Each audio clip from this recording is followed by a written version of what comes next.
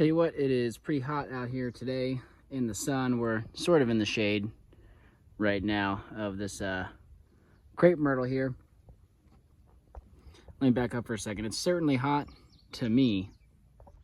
Humid too. I got a lot of fog on the camera. I grew up in the mid-Atlantic though, and so as far as like the whole East Coast climate goes, mid-Atlantic is pretty mild. You know, our winters are nothing like the extreme winters up in the northern part of the East Coast. Our summers are nothing like the deep south, but still, it does get pretty cold in the winter, pretty hot in the summer. And I'm now in the southwestern part of Virginia, which I would argue is probably the northern, getting towards the northern edge of the southeast. It's about 88 degrees today. To me, that's pretty hot. I know it's gonna get a lot hotter in the summer, it always does, but to those of you in the southeast, further south, I'm probably saying that is nothing. Anyway, enough about that. I wanna talk about some seeds today. I'll probably stitch in some footage I took the other day and have to voice over some of it. But I want to talk about starting locust seeds and similar seeds. So both honey locust and black locust, they're not super closely related. It may seem like they are, but they're not super closely related. This is a Kentucky coffee tree seed right here, which again, not closely related, but all three of these species, the seeds behave very similar. They have a hard seed coat. Right now it's not hard because I have done a seed treatment to them. I can actually almost, and I don't want to damage the seed, but I can push into it with my thumb on a fresh, non-treated, this one has not received the treatment as well. You can see it hasn't swollen up. I cannot dent this sucker with my thumb no matter how hard I try. So I'm going to be planting these seeds in these pots, but what you want to do first, and again, I'll show some clips I took of this inside the house. You got to give these I give them a water treatment. You can give them an acid treatment. I haven't tried the acid method, so I can't really speak to that yet, but with the water, what you want to do, you get your seeds in a container like so. It can be anything. You get some water on the stove, get it boiling, remove it from heat. As soon as you stop seeing bubbles, you pour that hot water over the seeds. You don't want to boil them, but you want to almost boil them. Get that hot water on them, and then you let them soak anywhere from 8 to 24 hours until you see the seeds change in size. So you can see this one is small compared to this one is large. There's been a size change. The seeds are also softer. The same thing happens with black locust and with honey locust. These seeds will now germinate very quickly.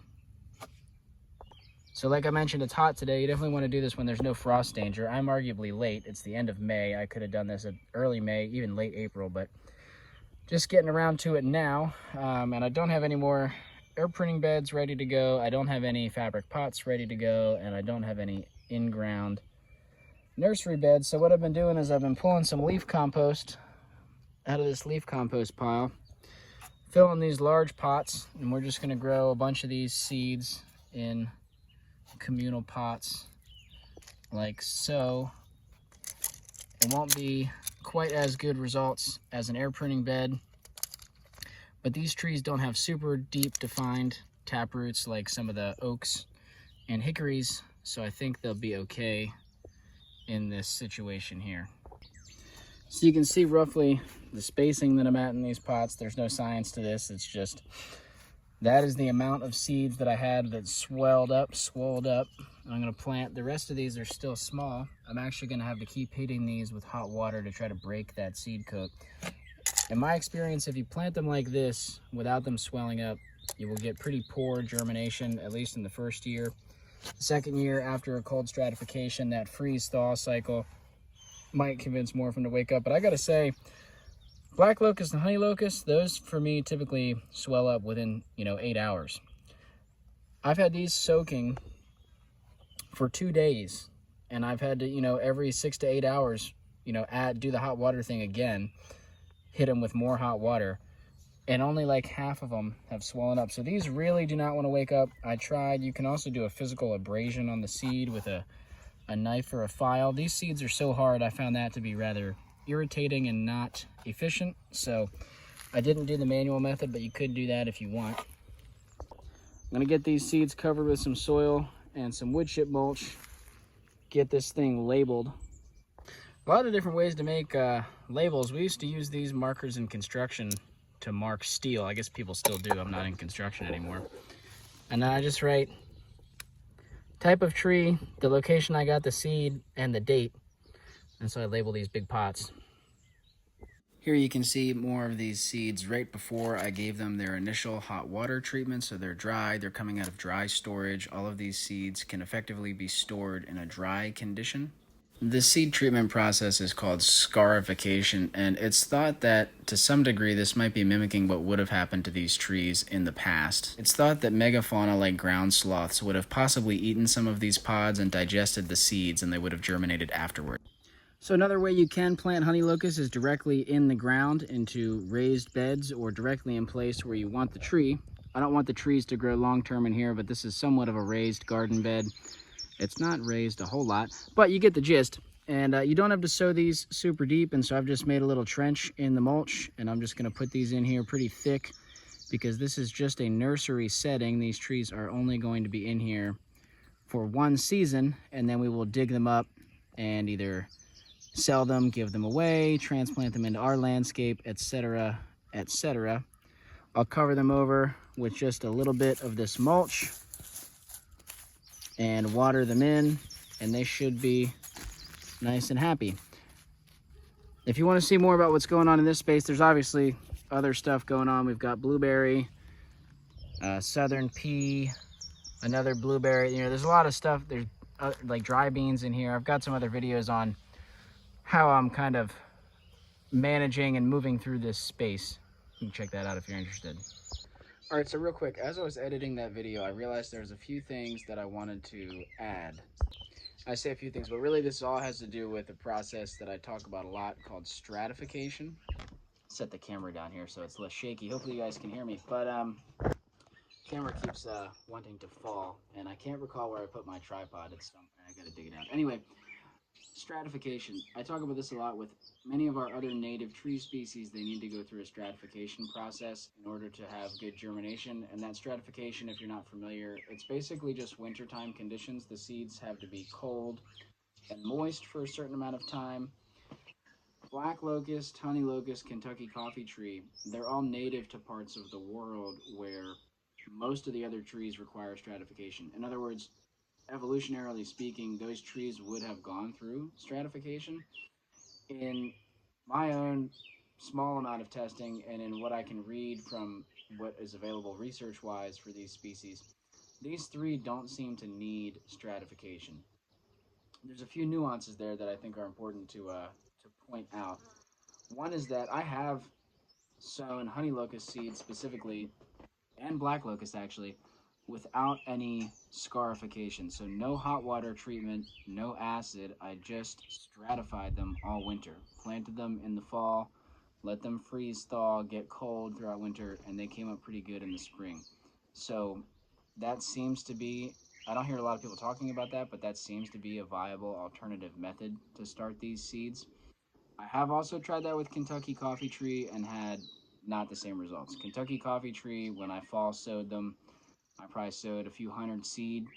I got only a handful that germinated. Now, I didn't weed and mulch the area well, so they may have not been moist enough in the spring, or they may have been smothered by weeds a little bit, but I think the Kentucky coffee tree have such a thick seed coat.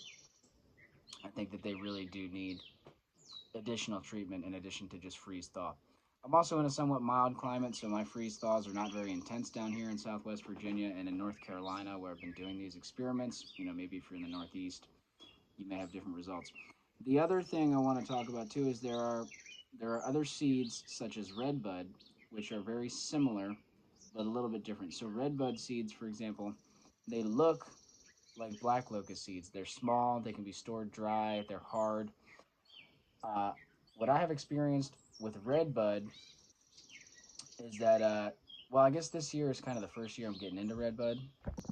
I've had kind of marginal success in the past, and I think a large reason for that is I wasn't processing the pods in the past. I wasn't getting the seeds out of the pods. I was just scattering large numbers of pods on the ground in the fall. By doing that, I got pretty poor germination, but I have gotten some redbud trees to grow, so that was a just stratification process. a lot of the, and I'm trying different things this year, but it's, you know, the jury's still out a little bit. Most resources I've found online for Redbud, they recommend a hot water treatment and a stratification. So they'll typically recommend giving the Redbud seeds a hot water treatment, letting them soak, swell up, then giving them a brief stratification for 1 to 2 months, roughly. I don't remember the exact, you know, length of time, but something around there. So I tried a whole combination of things with Redbud this year. I did that, the hot water and the cold treatment. I did some that just got the cold treatment, some that just got the hot water treatment. You know, some got the cold treatment in the fridge, some got the cold treatment outside. I was given a lot of Redbud seeds this winter, which I'm super thankful for. I did collect some myself, but that was from Maggie over at We Planted Forward in Durham. So thanks, Maggie, if you're watching this. And thanks to all the volunteers who helped Maggie collect that seed. I know it's definitely a group process when they collect seed down there in the Triangle, North Carolina. And so I originally had taken some notes on which seed treatment went in each bed, but things got a little squirrely with the move. I don't have any idea which batch of Redbud seed went into which specific bed, but across the board I've had pretty decent Redbud germination this year. So I think all of those methods work for Redbud. It just felt worth mentioning. Redbud is very similar. I'm trying to think of any other similar trees. I'm sure there's some out there. Any sort of seed that comes off of a tree that it leaves the tree in the form of a pod.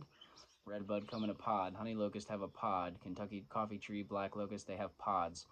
And the seeds themselves can be stored dry. They have a thick coat. They're very hard, dense seeds. You know, they're hard to break. Any tree like that, any seed like that, can typically be processed in this manner with either some combination of scarification and stratification.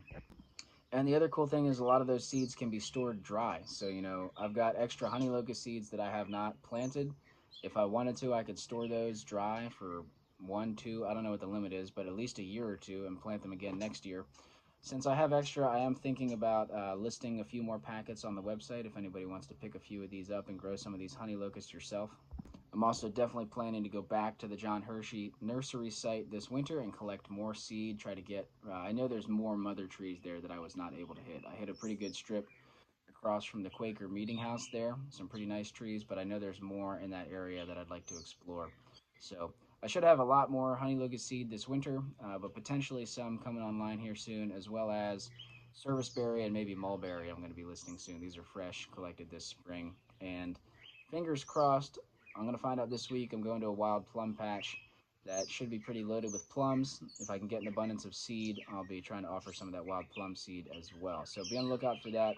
You know, I'll post on probably Instagram, Facebook, if and when those types of seeds go live, and then I'll also make a what is that thing called? Newsletter. I'll make a newsletter that'll go out. So I probably won't make a YouTube video about those seeds. Maybe I will. We'll see. But probably the more timely post about when they're live will be Instagram, Facebook, newsletter for anyone who's interested. Anyway, if any of this is interesting to you guys, I would encourage you to consider trying to grow some of these trees this season. There's still time left if you're watching this, you know, end of May, early June. We're getting towards the end of the window where you'd want to be planting these seeds. You want to have enough time for them to grow throughout the season, but definitely if you get them planted early to mid-June, I think you'd probably be okay. You know, all you need is some seeds and some soil to get started. If you don't have access to your own seeds, there's plenty of places online you can check to get them. Hopefully I'll have some honey locust, but you know, my supplies are definitely limited right now. So look around if you're interested, and I just definitely would encourage you guys to grow these trees. They're really fun to grow, they're really rewarding, they're fast growing trees. You do want to consider protecting them from browsing animals because the leaves are considered delicious by many animals. And yeah, I mean, that's pretty much it. If you're interested in buying any of these trees, hopefully if things go good this season, I'll have some of these trees available bare root in the fall through the nursery. And definitely I'll be posting updates throughout the growing season to show, you know, how these trees are germinating and growing once they start popping up and making green leaves and all that. All right, I think I've been rambling long enough about seeds now. You get the gist, and hopefully this was helpful and or entertaining. I'll see you guys in the next one.